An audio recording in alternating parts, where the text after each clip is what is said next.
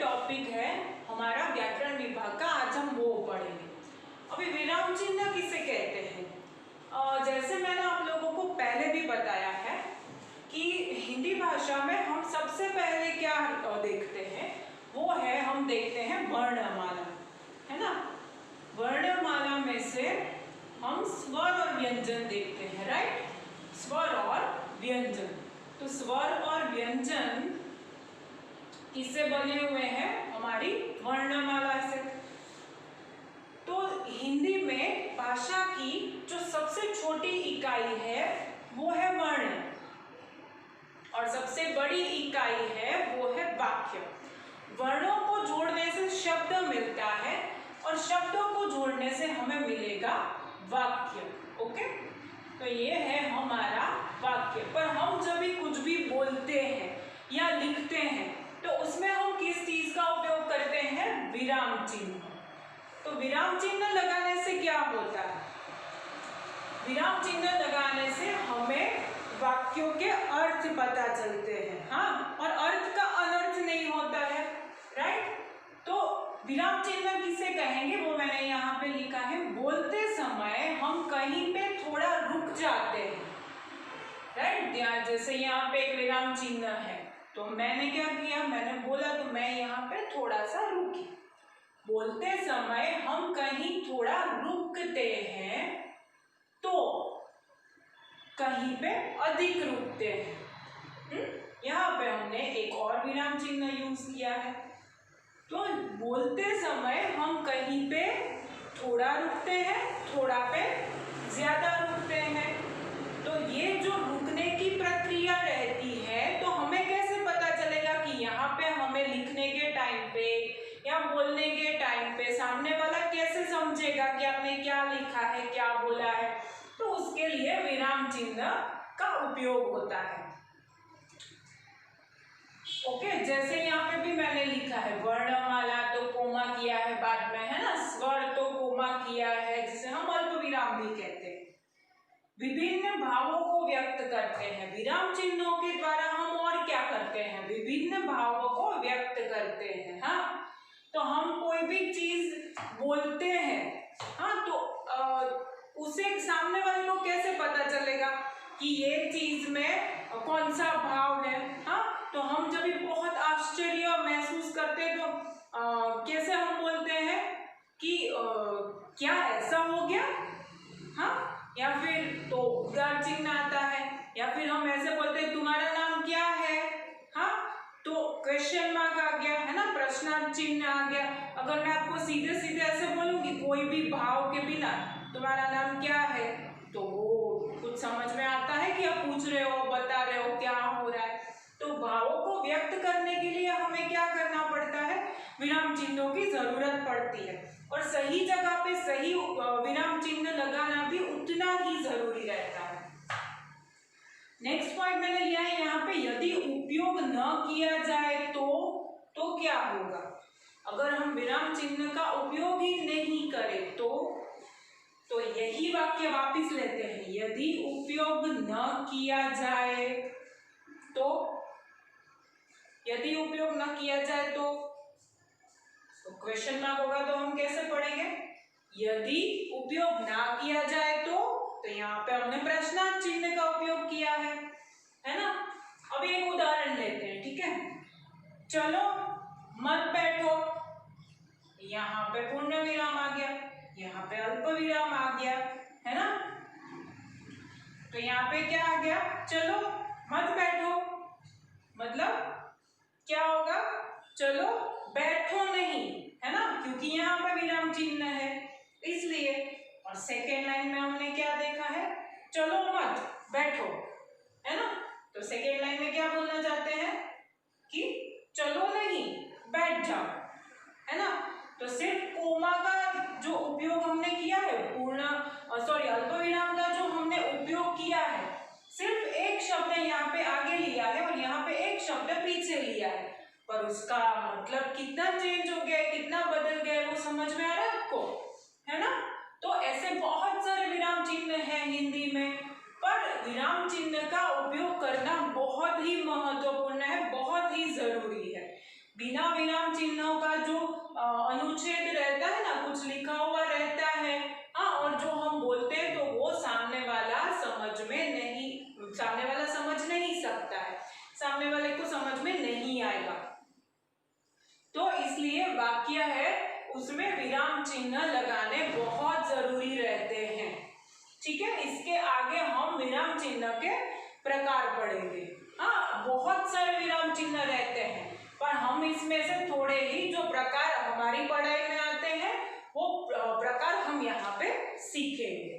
ठीक है, हम यहाँ पे प्रकार देखते हैं विराम चिन्ह के। सबसे पहला प्रकार है जाना पहचाना पूर्ण विराम। तो पूर्ण विराम को कैसे लिखा जाता है? एक ये खड़ी लाइन करते हैं ना, तो उसे हिंदी में हम खड़ी पाई भी बोलते हैं। खड़ी पाई मतलब कि पूर्ण विराम। ठीक है, तो ये हो गया पूर्ण विराम। पूर्ण विराम क्या करता है? पूर्ण विराम वाक्य की पूर्णता को प्रकट करता है कि यहाँ पे वाक्य खत्म हो गया है ना। तो जैसे एक उदाहरण लेते हैं कि वह आज मुंबई जाएगा, यहाँ पे हमने क्या किया? पूर्ण विराम, यहाँ पे बात खत्म हो गई है ना, पूरा सेंटेंस है। वो वह आज मुंबई जाएगा, तो हम क्या उपयोग करते हैं? पूर्ण विराम। सेकेंड हम ले रहे उदाहरण, हम लोग बाजार जा रहे हैं, यहाँ पे हम किसका उपयोग कर रहे हैं? पूर्ण विराम। हम लोग बाजार जा रहे हैं, यहाँ पे जो वाक्य की पूर्णता रहती है कि उसमें कर्ता कर्म और क्रिया सब आ जाते हैं, वहां पे वाक्य पूर्ण कहलाता है, राइट। तो यहाँ पे हमें वाक्य की पूर्णता दिखाई दे रही है, तो क्या हो जाएगा यहाँ पे? पूर्ण विराम। ओके, उसके बाद सेकेंड है वो है अल्प विराम, है ना, जिसे हम कोमा भी बोलते हैं हिंदी में, सॉरी इंग्लिश में। तो ये है अल्प विराम, है अल्प विराम। अल्प विराम कहाँ पे उपयोग में आता है? तो पढ़ते समय बहुत थोड़े समय के लिए रुकने के लिए इसका प्रयोग किया जाता है ना। जब भी हम कुछ भी वाक्य पढ़ते हैं, हाँ, बुक में या किसी भी जगह पे, तो जब भी पढ़ते समय, जब भी हम कोई भी वाक्य पढ़ते हैं, तभी बहुत थोड़े समय के लिए हम रुकते हैं, बहुत थोड़े समय के लिए। यहाँ पे तो हम क्या करते हैं कि वाक्य कंप्लीट हो गया है, हम रुक जाते हैं, है ना, तो आगे दूसरा वाक्य शुरू हो गया, तो हमने क्या किया? यहाँ पे फुल स्टॉप लगा दिया, यानी कि पूर्ण विराम लगा दिया। कि यहाँ पे हमें पता चलता है पूर्ण मतलब कि पूरा, है ना। यहाँ पे मैं लिख रही हूँ पूरा, पूर्ण यानी क्या हो जाएगा? पूरा, और विराम मतलब कि स्टॉप। तो यहाँ पे क्या हो जाएगा? पूरा विराम अगर हो जाता है, पूरा वाक्य खत्म हो जाता है, तो हम क्या करेंगे? पूर्ण विराम। और हिंदी में पूर्ण विराम कैसे होता है? ऐसे स्टैंडिंग लाइन, है ना। और सेकेंड है अल्प विराम। यहाँ पे अल्प मतलब कि थोड़े के लिए, अल्प मतलब क्या होगा? थोड़ा। तो अगर हम थोड़े समय के लिए रुकते हैं तो कौन सा जो है वो विराम चिन्ह यूज होता है? वो होता है अल्प विराम, यानी कि थोड़ा सा। अभी वाक्य खत्म नहीं हुआ है, वाक्य अभी कंटिन्यू ही है ना, पर हमें फिर भी थोड़ा रुकना है बीच में, तो क्या यूज करेंगे हम? अल्प विराम। तो उसका एक उदाहरण लेते हैं हम। मित्रों, यह पढ़ने का समय है। तो यहाँ पे मैंने जैसे रीड किया, आपने अगर सुना होगा प्रॉपरली तो आपने देखा होगा कि मित्रों यह पढ़ने का समय है ना। तो समय है वो यहाँ पे हमने फुल स्टॉप लगा दिया, पूर्ण विराम लगा दिया है, और मित्रों के बाद हमने क्या लगाया है? अल्प विराम, क्योंकि हम 2 सेकेंड के लिए रुक रहे हैं, है ना। हम किसे बोल रहे हैं? सबको बोल रहे हैं। वाक्य शुरू हो रहा है पर हम बीच में 2 सेकेंड के लिए रुक रहे हैं, तो हम क्या करेंगे यहाँ पे? मित्रों यह पढ़ने का समय है। सेकेंड उदाहरण हम ले रहे हैं, हाँ, मुझे बाहर जाना है। हाँ, तो ये पूर्ण वाक्य पूर्ण हो गया, तो हम क्या यूज कर रहे हैं यहाँ पे? पूर्ण विराम। और बीच में अगर हमें 2 मिनट के 2 सेकेंड के लिए रुकना है, तो हम यहाँ पे क्या यूज कर रहे हैं? अल्प विराम। ठीक है, तो अभी आप लोगों को समझ में आ गया पूर्ण विराम और अल्प विराम कहाँ कहाँ पे उपयोग में आते हैं। ओके, अभी हम आगे के दूसरे विराम चिन्ह है उसको समझेंगे। ओके, इसके बाद हम थर्ड नंबर का जो विराम चिन्ह है वो सीखेंगे। ठीक है, तो सबसे पहले यहाँ पे है थर्ड नंबर का प्रश्नवाचक चिन्ह। तो ये जो प्रश्नवाचक है वो तभी यूज किया जाता है, तभी उसका उपयोग होता है जहाँ पे कैसे रहता है कि वाक्य में हम किसी को कुछ पूछते हैं। हाँ, जब भी हम किसी सामने वाले को प्रश्न करते हैं तो तभी यूज होता है प्रश्नवाचक चिन्ह का। इसका उपयोग वाक्य के अंत में होता है, जहाँ पे वाक्य खत्म होता है, जहाँ पे वाक्य पूरा रहता है पर वो हम किसको पूछना चाहते हैं, तभी हम उपयोग करेंगे प्रश्नार्थ चिन्ह का। और प्रश्नार्थ चिन्ह कैसा रहता है, ऐसा। उदाहरण ले लेते हैं, तुम्हारा नाम क्या है ना। हम किसी को अगर नाम पूछते हैं तो कैसे पूछेंगे, तुम्हारा नाम क्या है।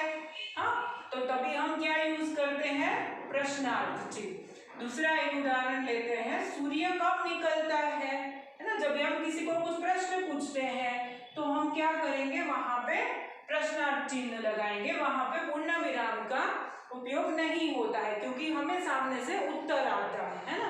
तो आपने देखा होगा कि जब भी आप प्रश्न और उत्तर लिखते हैं, प्रश्न जवाब लिखते हैं, तो हर एक प्रश्न के पीछे क्वेश्चन मार्क रहता है, प्रश्नार्थ चिन्ह रहता है ना। और नीचे आप क्या देते हो, उत्तर देते हो, और उत्तर में लास्ट में क्या लगाते हो, पूर्ण विराम लगाते हो। फोर्थ नंबर का है वो है विस्मयादि बोधक चिन्ह। हाँ, वो कैसा रहता है, ऐसा। तो विस्मयादि बोधक चिन्ह है वो कभी, उसका उपयोग कभी होता है जब भी हमारे अंदर कोई अलग अलग भाव उत्पन्न रहता है। कभी भाव कौन सा भाव, भय, शोक, घृणा, हाँ, ऐसे जो अलग अलग भाव जब भी हम प्रकट करना चाहते हैं तो वो तो हम जब भी बोलते हैं तो भी बोलने में प्रकट करते हैं, पर जब भी पढ़ने और लिखने की बारी आती है तो उसे हम कैसे करेंगे, तो सामने वाले को कैसे पता चलेगा कि ये वाक्य में कुछ भाव प्रकट किया जा रहा है, तो तभी हम ये विस्मयादि बोधक जो चिन्ह है उसे उसका उपयोग करेंगे तो ये पता चल जाएगा।